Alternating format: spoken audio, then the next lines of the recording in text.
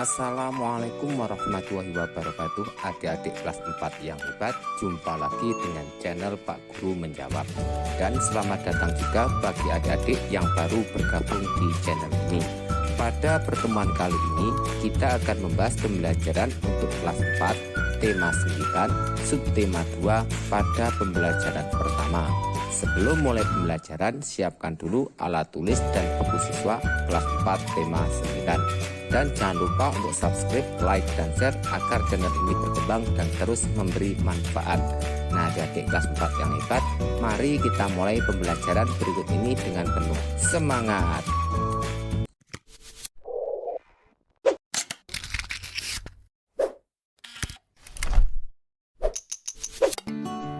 Adik-adik kelas 4 yang hebat, mari kita mulai pembelajaran hari ini.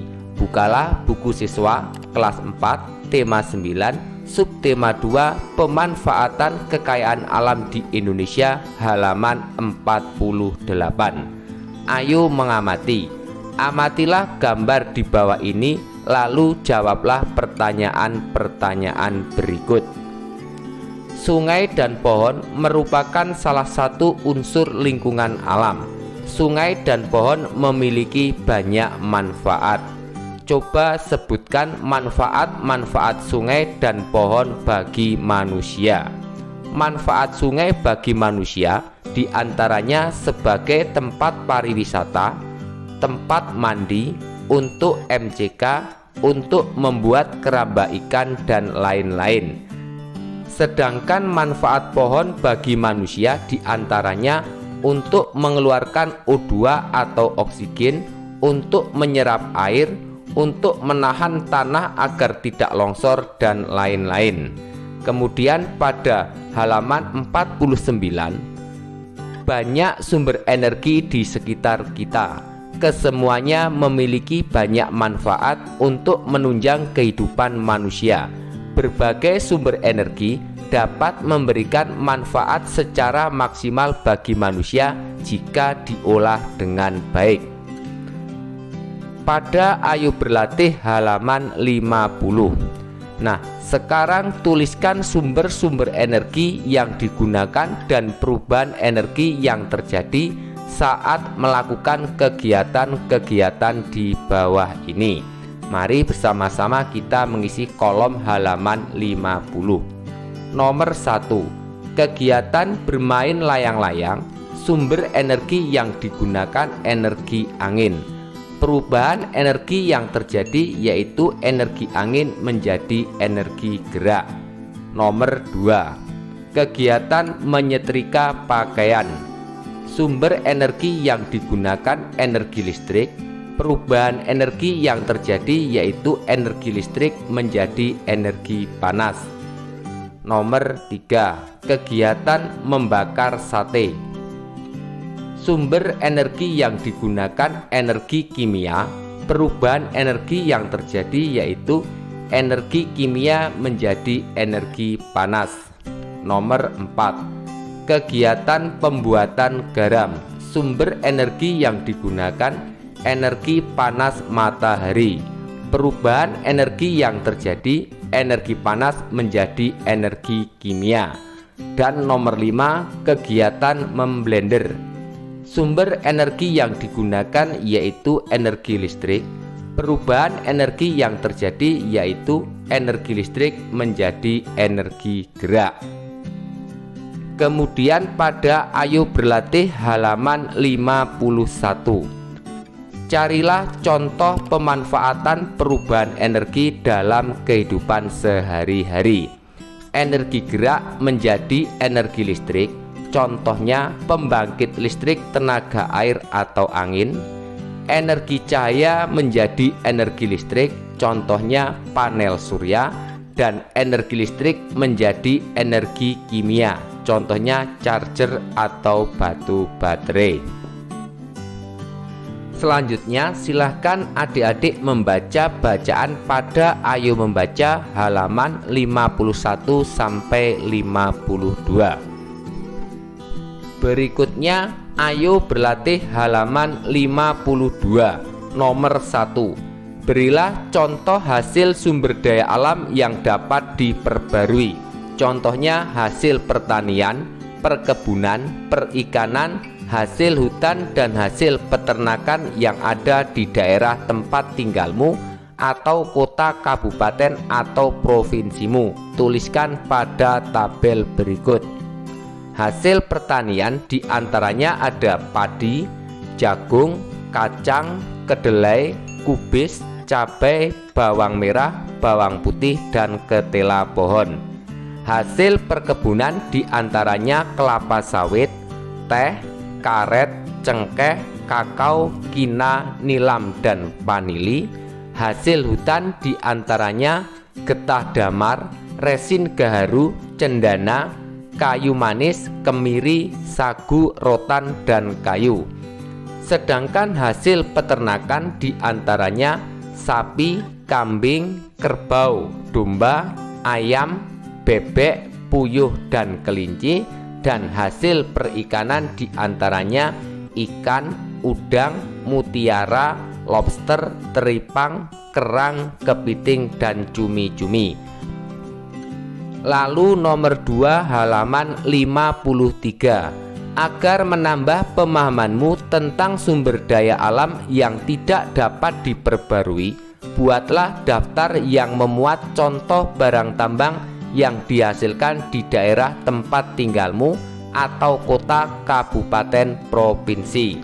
Berikut adalah sumber daya alam yang tidak dapat diperbarui. Bahan tambang organik diantaranya batu bara, minyak bumi, dan gas alam.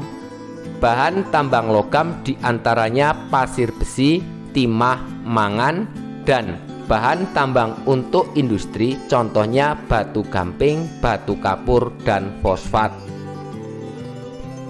Berikutnya pada Ayo Mengamati halaman 54. Kalian telah mengetahui kekayaan dan persebaran sumber daya alam berdasarkan jenis bendanya. Sumber daya alam dibagi menjadi 2, yaitu sumber daya alam hayati dan sumber daya alam non-hayati. Sumber daya alam hayati berupa makhluk hidup. Sebaliknya, sumber daya alam non-hayati adalah sumber daya alam yang bukan berupa makhluk hidup. Sekarang giliran kamu untuk menceritakan berbagai kekayaan sumber daya alam, baik hayati maupun non-hayati yang ada di daerahmu. Mari bersama-sama kita mengisi kotak pada halaman 54 dan 55. Kekayaan sumber daya alam hayati di provinsi atau kota atau kabupaten tempat tinggalku diantaranya kopi, kakao, teh, sapi, dan kambing. Kekayaan sumber daya alam non-hayati di provinsi atau kota atau kabupaten tempat tinggalku diantaranya emas, belerang, batu gamping, asbes, dan fosfat.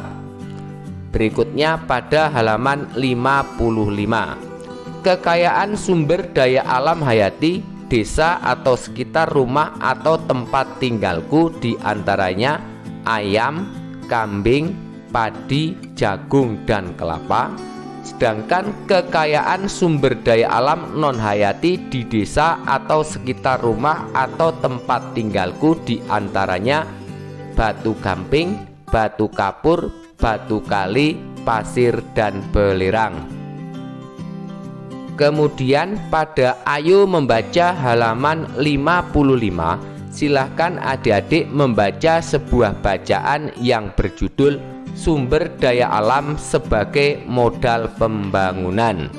Lalu pada Ayo Berlatih halaman 56, kamu telah membaca bacaan sumber daya alam sebagai modal pembangunan. Carilah informasi penting pada bacaan tersebut. Selanjutnya, lengkapilah gambar peta pikiran berikut. Mari bersama-sama kita mengisi gambar peta pikiran pada halaman 56. Sumber daya alam. Apa saja sumber daya alam itu? sumber daya alam terdiri dari hayati dan non-hayati. Mengapa sumber daya alam bisa menjadi modal utama pembangunan? Jawab, karena uang hasil penjualan sumber daya alam dapat digunakan untuk membiayai pembangunan. Berilah contoh pemanfaatan sumber daya alam dalam kegiatan ekonomi. Contohnya hasil pertanian, perkebunan, perikanan, peternakan, dan pertambangan. Kemudian pada Ayo Berlatih halaman 57, lakukan wawancara untuk memperoleh data tentang pemanfaatan sumber daya alam baik hayati maupun non-hayati dalam kegiatan ekonomi di daerah tempat tinggalmu. Carilah jawaban pertanyaan tersebut dengan bertanya kepada narasumber di sekitarmu. Kamu dapat bertanya pada kedua orang tuamu, bapak atau ibu guru, atau orang-orang lain di sekitarmu. Kemudian buatlah laporan hasil wawancaramu seperti contoh dalam kotak berikut. Berikut adalah contoh laporan hasil wawancara. Silakan disimak dan diperhatikan. Selanjutnya pada Ayo Renungkan halaman 58, kita akan menjawab beberapa pertanyaan. Nomor 1, apa yang kamu pelajari hari ini? Jawab, hari ini saya telah belajar tentang jenis-jenis dan pemanfaatan sumber daya alam.